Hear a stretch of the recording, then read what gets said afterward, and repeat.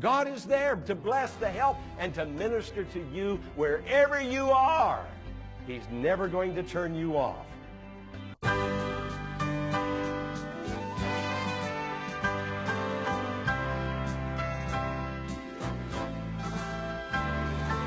Welcome to Change Point, a television ministry originating from the Largo Community Church near Washington, D.C.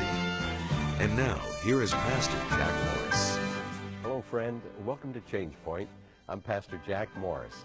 In just a moment, we're going to go into the sanctuary at the Largo Community Church, the church of friendship and joy, where Christ is honored and people are loved. And I'm going to bring a message on faith. Faith is the substance of things hoped for, the evidence of things not yet seen. Faith in God moves mountains and brings about great change. We call this program Change Point because Christ is the change point. He's the one that makes things happen, and he changes everything for the better and for the good. And he's going to do that today for you as you hear this message and are built up in the most holy faith.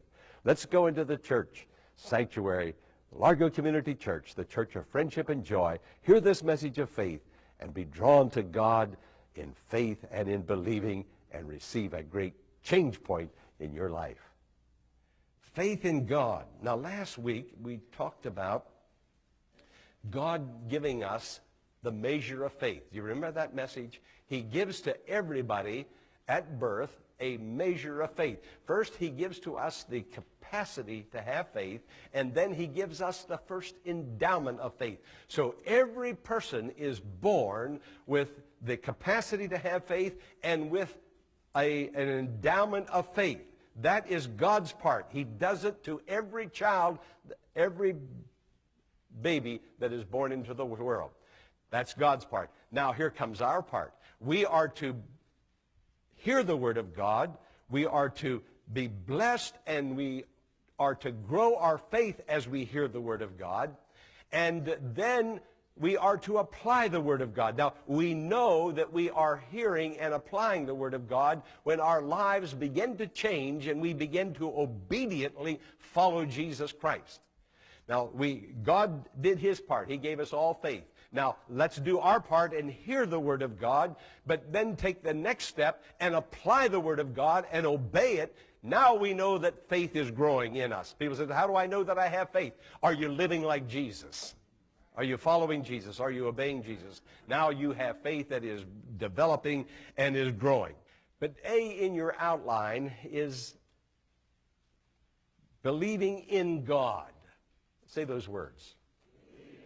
Believing in God. You may have heard the story of Helen Keller, the person who was blind, deaf, and couldn't speak from birth.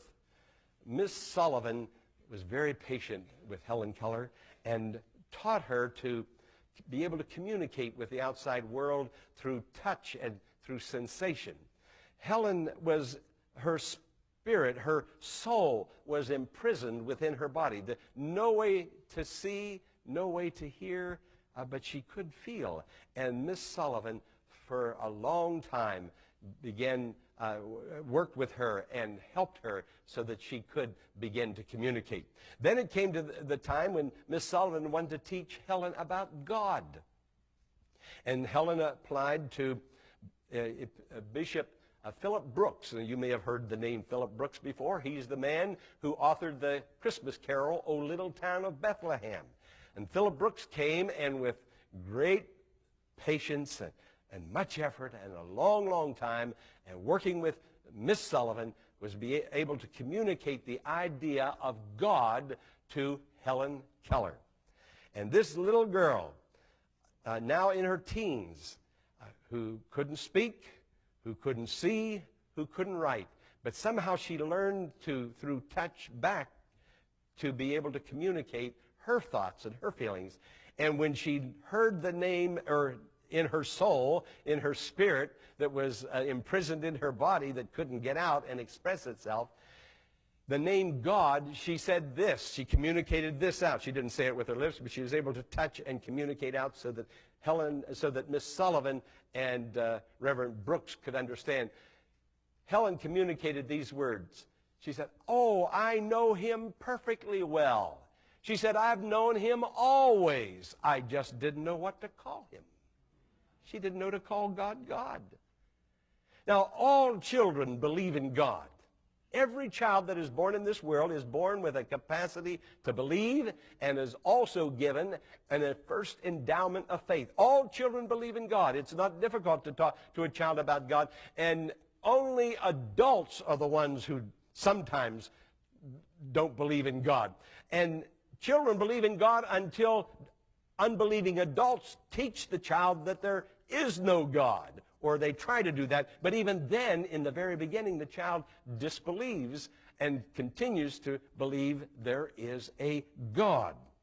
Now, I want you to look at the screen, and I'm going to read, and want you to read with me, Hebrews chapter 11, verse 3. Read it with me. By faith, we understand that the universe was formed at God's command, so that what is seen was not made out of what is invisible. Some time ago, a mother and her 17-year-old daughter came and talked with me in my office. The husband had left the family and left the mother, the daughter, and the son to care for themselves and provide. And they were very concerned, very worried that they didn't have the money to support themselves. The father didn't make any arrangements. He just walked out on them and left them. The mother goes to church. The daughter is rebellious. The daughter doesn't go to church. And so I encouraged the daughter. I said, why don't you go to church with your mom? She needs encouragement right now. And the young girl said, no, I'm not going to go to church with her. I don't believe in God. There is absolutely no evidence that there is a God. Why should I believe in something that there's no evidence? I said, no evidence. I said, the evidence is everywhere. Everywhere you turn, everywhere you look. I think it was C.S. Lewis that said that if a person is walking out in a cornfield one day and they find a wristwatch, there they kick a lump of clay and it turns over and there's a wristwatch underneath there. And the person reaches down and picks up that watch and said, look, here's a wristwatch. It just happened. It just grew out here all by itself. It just by chance appeared. Anybody would say, well, of course there is a watchmaker behind the watch. There's no such thing as a wristwatch without a watchmaker.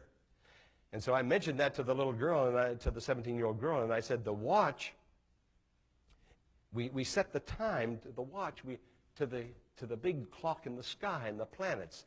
And I said, if we insist that behind this watch is a watchmaker, who would ever look at that and say, look what just grew on Pastor Morris's arm? It just happened. I wake up one morning and look what happened. Well, that's like waking up one morning and saying, look at the universe. It just happened. If common sense says there's a watchmaker behind this that is regulated according to the big watch in the universe and the planets, if there's a watchmaker behind this, there's a bigger watchmaker behind that. So the evidence of God is everywhere. Who can doubt the existence of God?